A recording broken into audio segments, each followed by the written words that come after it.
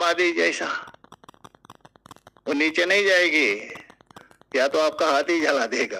वो ऊपर की ओर क्यों जा रहे हैं? उसका मूल स्वरूप आदित्य उदर है। तो वैसे ही वायु को भी दबा के रख दीजिए गुब्बारा में, तो ऊपर आता क्यों? वो भी बीच में है। तो इसलिए हर एक ये पदार्थ है, पृथ्वी से लेकर वायु तक, वो अपने अपने स्वरूप में एक होना चाहते हैं। जड़ पदार्थ वैसे ही जीव है, सुषुप्ति में अपने स्वरूप में जाना चाहता है। अच्छा, सुषुप्ति में अपना स्वरूप में जाता है, जागृत में नहीं था क्या? वो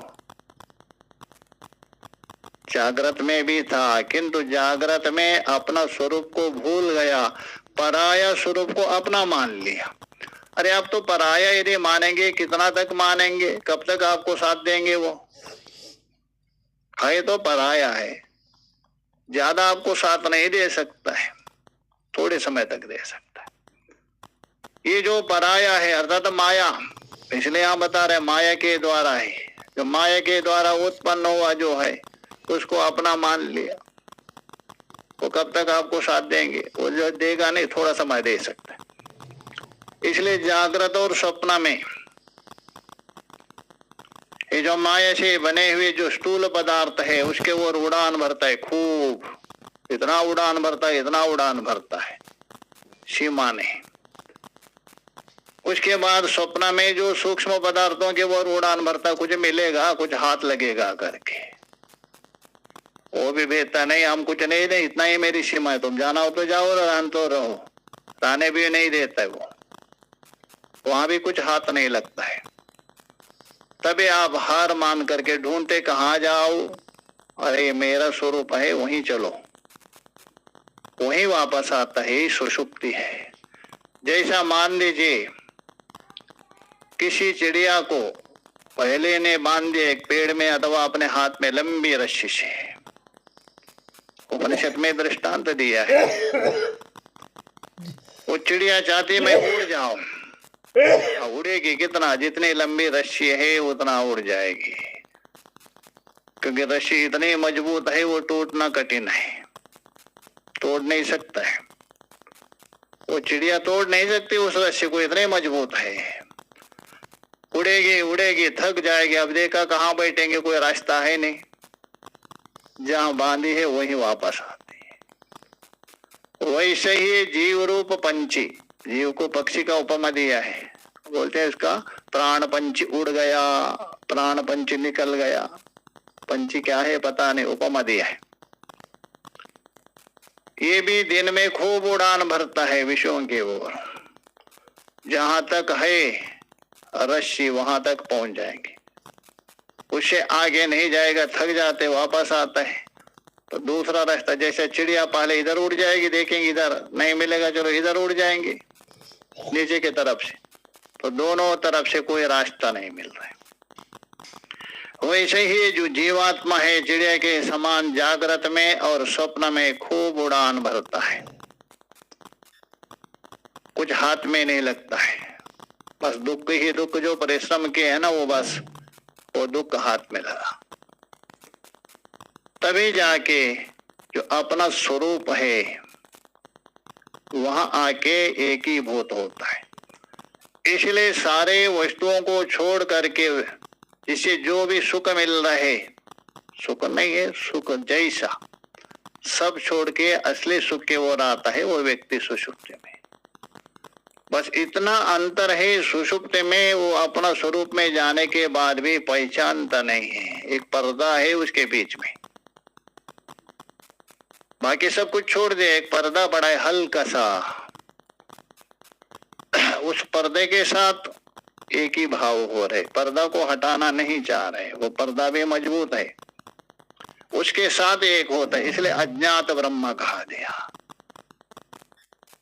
उसके साथ मिलने पर भी आपको ज्ञान नहीं हो रहा मैं इससे मिला था। जागृत में तो आए निश्चय ही, बृहदारण्यक में पूछा था अजात शत्रु ने उस बालक से, बृहदारण्य के दूसरे प्रकरण में आता है। एक काशी राजा था, बहुत बड़ा विद्वान, अजात शत्रु, नाम जैसा था वैसा गुण था। अजात शत्रु बोल दो जिसके कोई शत्रु है नहीं। दो प्रकार के शत्रु होते हैं, बाह्य शत्रु, आभ्यंतर शत्रु। राजा है इतना बलवान इसलिए बाह्य शत्रु नहीं है उसके कोई, और तत्वज्ञ होने के कारण अंदर के जो षड रिपु है, काम क्रोध लोभस्य मदा मोहस्य मत्सरः, ये 6 रिपु है, वो भी नहीं, तत्वज्ञ पुरुष है। किंतु तो भी राजा था, क्यों? लोक कल्याण के लिए। यही भगवान ने भी अर्जुन को बता दिया था 4th अध्याय में। अर्जुन ने कहा मैं युद्ध क्यों करूं, मैं तो ज्ञानी हूं। भगवान में 2 विकल्प किया, यदि तुम अज्ञानी हो अंतःकरण शुद्धि के लिए तुम करो, यदि तुम ज्ञानी हो लोक संग्रह के लिए करो। दोनों कहा। यदि अज्ञानी है, क्षत्रिय के लिए जो युद्ध है धर्म रक्षा के लिए वो नित्य कर्म है, वो अंतःकरण शुद्ध हो जाएगा, उसके लिए करो।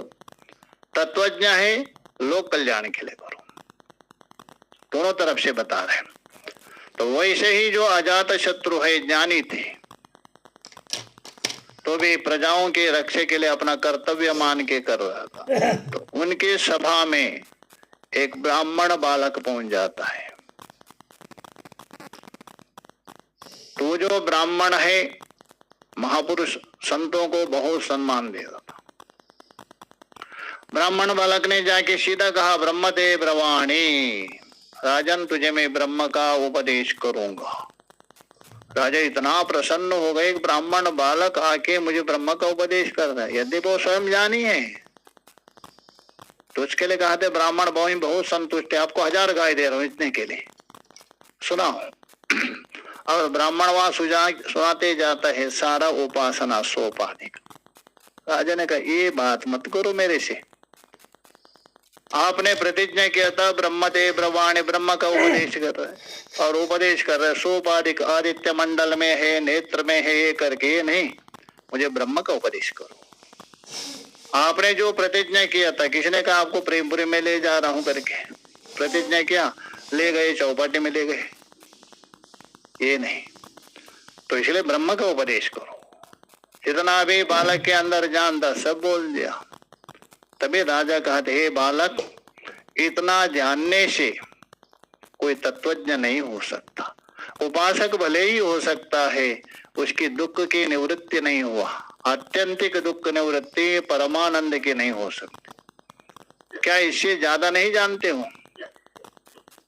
बालक चुप हो गया, शर्मिंद हो गए हो, क्योंकि कहा था ना मैं तुझे ब्रह्म का उपदेश करेंगे। उसके जो हाल देखकर राजा कहते डरो मत, मैं आपको उपदेश करूंगा। तभी जाके सोए हुए पुरुष के पास ले जाता है और उसको पहले आवाज देता है, बृहन पांडरवासा सोमो राजा करके, ये प्राण का नाम है। आवाज देने पर उड़ता ही नहीं वो। तभी जाके उसको थपथपा के जगाता है। बस इसमें सारा वेदांत छुपा है। वो पूछता है पहले कहाँ गया था और कहाँ से आया, 2 ही प्रश्न है।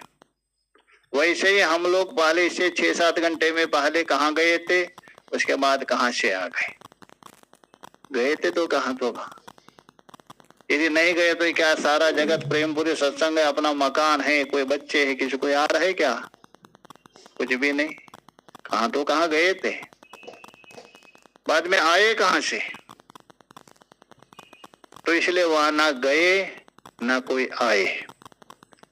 ये जाना आना होता है उपाधि को लेकर। जैसा मान लीजिए यहाँ प्रवचन हो रहे हैं, अब स्वाध्याय हो रहे हैं। प्रवचन में तो पूछते नहीं, स्वाध्याय में तो पढ़ाने वाला पूछते मैंने क्या बता दिया, अरे पता नहीं। तो बोलते तो कहाँ गए थे, तो कहाँ गए थे, मैंने इतना सुना दिया, तू सुने क्यों नहीं, तो कहाँ गए थे? तो बोलता मैं यहीं बैठा हूँ। तो कहाँ गए थे का मतलब क्या, आप तो बैठे हैं तो भी प्रयोग होता है, तो कहाँ गए थे? मैं इतने जो समझा दिया तो नहीं समझ रहे, तो कहाँ गए थे? प्रयोग तो होता है। तो कहाँ गए थे का मतलब क्या, गए नहीं। आपका जो मन है वो कहाँ अन्यत्र चिंतन है। वैसे ही सुषुप्ति में जाने का मतलब ये जो हमारे दो शरीर में तादात्म्य है, अटैचमेंट है, लगाव है, उसको छोड़ना, वो जाना। ये जो अटैचमेंट है छोड़ देना, वही जाना है। जैसा अभी यहाँ सत्संग सुन रहे, उसके साथ अटैचमेंट छोड़ दिया, उधर गए आप। और आने का मतलब है इन दो शरीर में अटैचमेंट करना, स्थूल शरीर में और सूक्ष्म शरीर में, बस यही है जाना और आना। गए आप। और आने का मतलब है इन दो शरीर में अटैचमेंट करना, स्थूल शरीर में और सूक्ष्म शरीर में, बस यही है जाना और आना। ये दो उपाधियों के साथ यदि अटैचमेंट हो गए, आप आ गए। दो उपाधियों के साथ अटैचमेंट छोड़ गए तो आप गए। कहाँ गए? स्वस्वरूप में। ये उपाधि जब तक नहीं छोड़ेंगे आप, उसके साथ तादात्म्य जब तक नहीं छोड़ेंगे, तो वहां नहीं जा सकते। बस यही सुषुप्ति में। इसलिए ये जागृत, स्वप्न, सुषुप्ति, तीन अवस्था है। इसको यदि आप ठीक ठीक से यदि विचार करें, सारा वेदांत इसमें है। भगवान ने ये जो जागृत में आप झगड़ा करने के लिए, ये करने के लिए नहीं बना दिया। स्वप्न में जो आपका जो अलौकिक आनंद लेने के लिए नहीं बना दिया। सुषुप्ति में सोने के लिए नहीं बना दिया। इनको माध्यम बनाकर आप विचार करो। स्वप्न में जो आप स्वप्न देख रहे, उसके पीछे मत जाओ। स्वप्न में आप स्वप्न देखा है, उसको प्रकाशित करने वाला कौन है, उसको विचार करो। वो प्रकाश कहाँ से आया, किसने दिया? न वहां सूर्य है, चंद्रमा है, वो क्या है, उसको विचार करो।